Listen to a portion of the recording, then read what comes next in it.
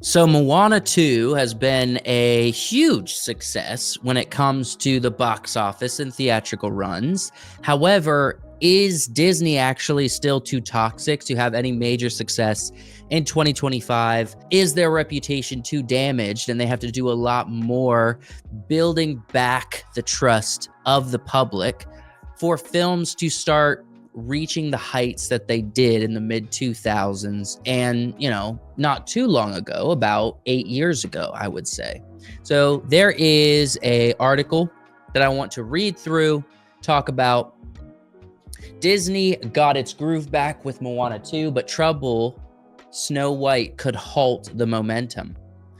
All right, so if you guys haven't heard, Moana has broken every single box office record for opening weekend. The combination of Moana 2, Gladiator 2, and Wicked has broken like the biggest, I think, opening weekend of all time,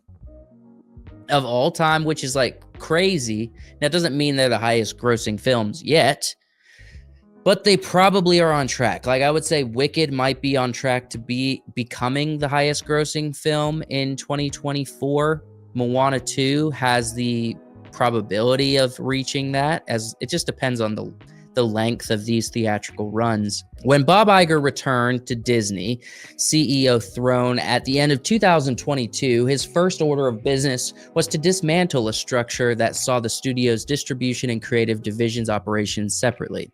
Instead, he put distribution and marketing under the control of Disney Entertainment chairman Alan Bergman. 1 year later, Iger made clear that Disney would stay far away from the culture wars that had taken a toll on the company's stock price amid a revolt from conservative consumers. Creators lost sight of what their number one objective needed to be, he said. We have to entertain first. It's not about messages. So this is like a really hard 180, I would say, from what they've been doing for years now. If we look at their trajectory, everything has been about the message. Ever since Bob Iger left, everything has been about identity politics. It has been about, honestly, destroying and remaking IPs like Marvel and Star Wars and completely destroying their reputation. I did a video earlier in the week where I talked about this, but they've had failure after failure after failure for years now. And Bob Iger came back and he's saying it's not about the messages. We have to entertain first. Fast forward to 2024, the Moana 2 marks the fulfillment of those two adjustments. A movie able to pivot from its planned release on Disney Plus and escape the wrath of the right-wing influencers who believe the studio has been pushing a woke ideology, a perception stoked by activist shareholders Nelson Peltz. If you guys remember, it was an internal war sort of about taking control of the board at Disney, and it was based around the idea that we're having failures because of identity politics and culture wars. And so when they talk about right-wing influencers, this is people like Nerdrotic. This is people like Geeks and Gamers, right? They've been creating a lot of content and a lot of stir online because what they're saying matters to a lot of people. What they're saying relates to how everyone is feeling. Although they describe it as right-wing influencers, which always in today's culture is insinuated with a negative connotation, it's not really a negative connotation. It's how the majority of people in the country, especially the US, feel. The animated sequel, which features the voice led by Dwayne Johnson, an actor whose appeal straddles both sides of the political divide, shattered Thanksgiving box office records en route to a 386 million worldwide haul. Disney appeared to have gotten its groove back following misfires like The Marvels and Wish. So yeah, those are a couple other examples of complete failures. The Dwayne Johnson, additive there, where he's like saying he appeals to both the right and the left. I would say that's true. He effectively does not take a stance. Even when people have said you should run for president someday, Patrick McDavid, he had him at a conference. You can find it on YouTube, where he sat down for almost an hour with Dwayne on stage, and he was asking him about if he was ever to get in politics, as well as would you run as a Republican or a Democrat. Dwayne didn't answer. He laughed it off. He's very lighthearted about the thing. But what he did say is he shared what he values. Would you entertain the idea if your fan base, if people came back and said, Rock, you got to do a lot of private conversations. Why don't you do it? 2028 is the time. Would you entertain the thought and the idea? I've been asked, and I feel like my honest answer is I have little ones at home. I'm a girl dad. And right now, the most important thing, and I've said this, is, and I will say that whether it's a poll that's come out that a lot of people would vote or a conversation like this, it really moves me. I mean, I was a kid who, I had $7 in my pocket in 1995 to this, the potential of this, or even the idea and the conceit of this. So it's really humbling, and I'm a patriot, like all of us are in this room. My goodness, if The Rock is not incredibly political in his answer, because he kind of states values that matters to both sides. I wouldn't say the far left, which is a lot of Democrats these days, but he did explain what he values, and it kind of speaks to whether you're, conservative or liberal, I would say. Less than a year ago, Moana's follow-up was poised to be a streaming series rather than a feature theatrical release. And we talked about this a good bit, how they literally changed the story, or at least condensed it to be a film rather than a show, a series that was supposed to be animated for Disney+. Though Disney at times has struggled post-COVID across all its divisions, including Pixar, Lightyear, and live action, The Little Mermaid, Haunted Mansion, the idea that it had lost its mojo may be an overstatement. After all, the studio was #1 at the global box office from 2016 to 2022. At 2023, Disney lost the top spot to Universal by just $80 million, despite releasing 7 fewer films. And the studio delivered 2 enormous hits the past year with Deadpool and Wolverine and Inside Out. I wouldn't say that the idea that Disney's lost its mojo is a overstatement. I wouldn't say that it was an overstatement, because they did. They lost their mojo. 100%. They lost it because they've had big successes that like Lightyear should have been a big success. People caught word of what was in the film. It didn't interest a lot of people. The marketing was off.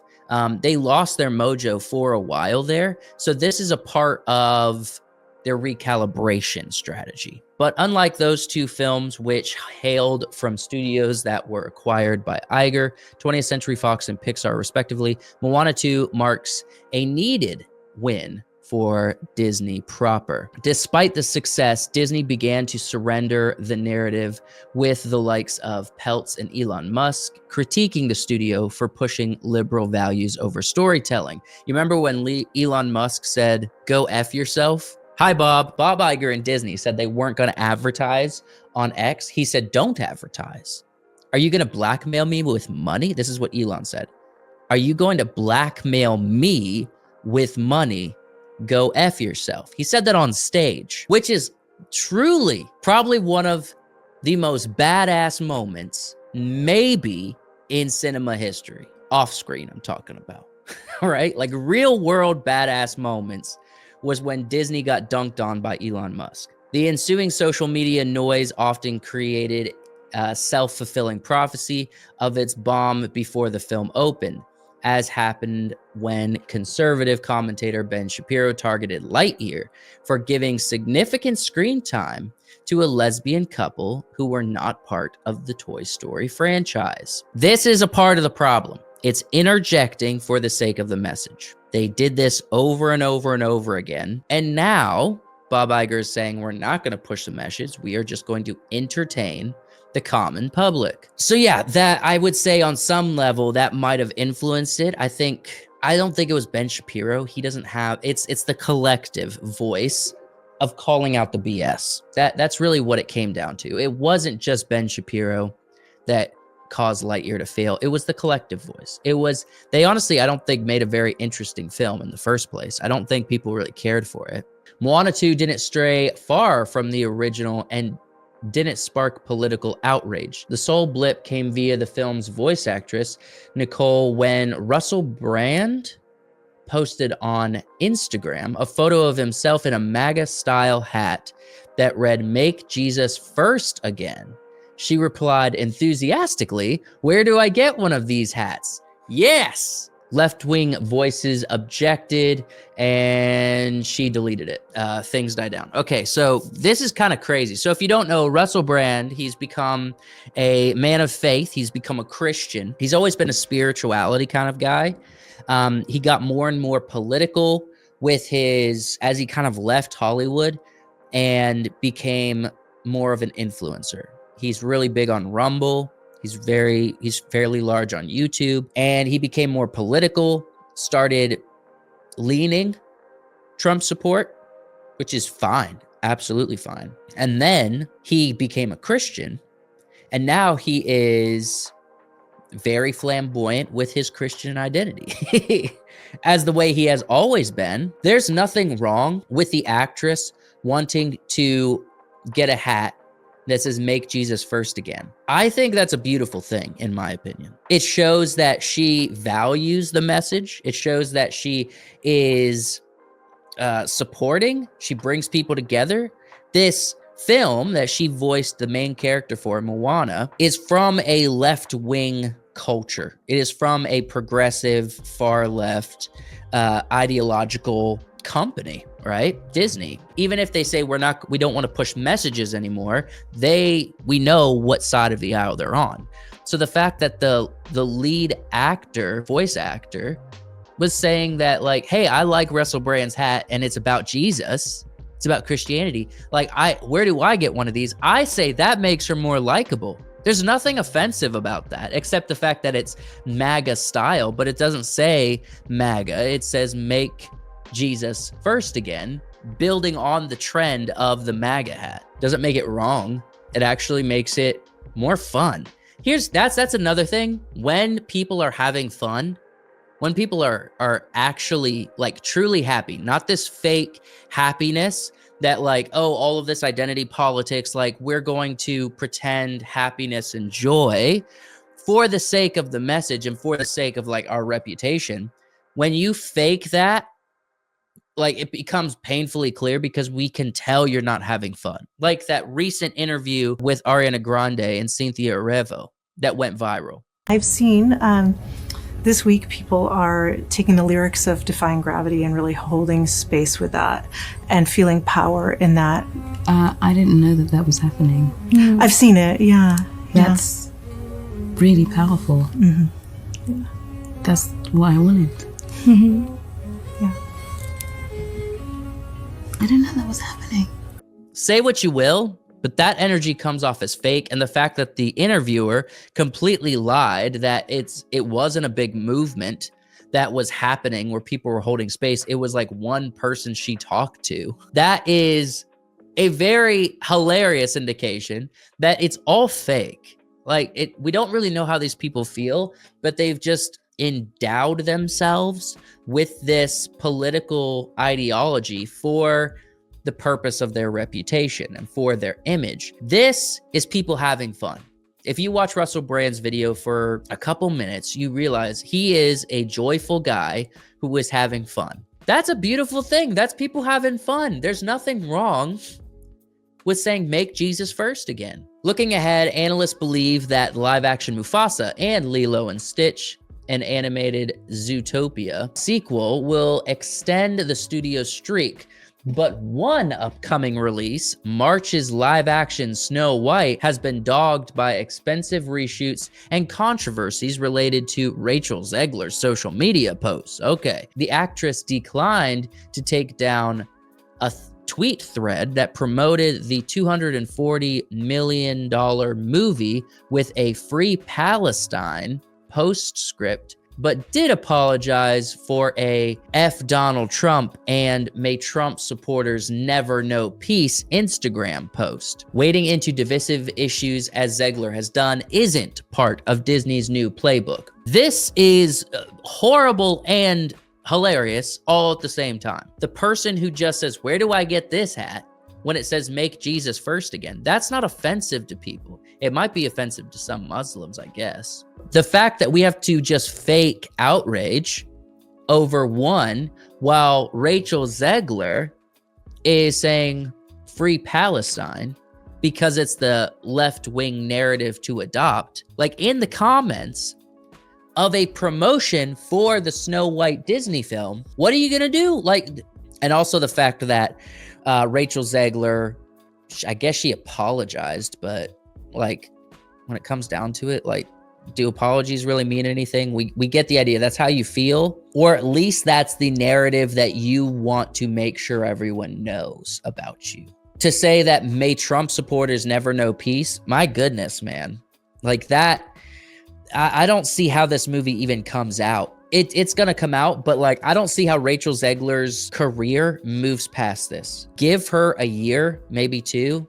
I don't think she has a career anymore. She's done so much damage, and a big part of this is because I think a lot of, especially younger women, so Amanda Stenberg's a part of this, they're young women of color. They are the top tier of importance when it comes to identity politics because they are the most oppressed, right? So they have been brought into a system that is super progressive and have been told, you are the MVP. You are most valuable in this film, in this industry, in every capacity, right? So when they're brought into that system, they do what almost everybody would do when you're told you're super important. You get a hot head, you get a big one, a big hot head, and you start throwing your weight around. You start thinking you actually have influence. You start feeling important, and you start feeling a little bit like a queen. And what you learn really quickly is that, like, you only matter if you make money in films. Dwayne Johnson figured it out. We just had an election, and in very rough terms, half of the voters supported one side and half of the supporters the other side. And if I am a company that is trying to connect with the broadest potential audiences and I cut that addressable market in half before I even release the product, I'm really limiting my ability to maximize the value of the product. That's why it's important to entertain first and foremost. Yeah, I'm so incredibly freaking surprised that it's taken 3, 4, maybe 5 years for them to understand this concept. With the success of Moana 2, the studio has set the table for a live-action feature based on the property set for July 10th, 2026. Disney's ability to turn its beloved homegrown animated features into a live-action hit like The Jungle Book and The Beauty and the Beast has become a cornerstone of the studio's economic health. A symbiotic loop with the original drives awareness for the adaptation, and the adaptation pushing audiences back to view the original on Disney+. As far as Disney live-action remakes, I guess there's like in my mind, I feel like there's a 50-50 split on success. I don't know the actual numbers. It's very possible they do earn money. When it comes to like maintaining face and what's good for the reputation of Disney, it's a toss-up. It's a coin flip, because I think the fact that they're doubling down on prequel, sequels, and remakes and live-action remakes, I think that's hurting their reputation, but maybe it helps their pocketbook. Long-term, I think it's going to do damage because they're not creating anything new to build on. Like Pixar, every other movie is going to be something new. So they already are saying 50% of our content is not going to be anything new. We will see, but it doesn't look like Disney's on track to making up ground anytime soon, especially with Snow White coming out. It looks like there's just going to be a couple animated stuff that comes out next year that potentially could save them. So Lilo and Stitch is actually live action, but Stitch is going to be animated. A lot of films going to be animated. Mufasa is an animated live action looking prequel to the live action The Lion King they did a handful of years back. We'll see if that actually works. Zootopia is going to be coming out, the sequel for that one. I don't know if any of this is going to save them. However, it might be on the right path. Rachel Zegler and Snow White is a big black hole in the middle of next year for Disney, and we're going to see how it all shakes out.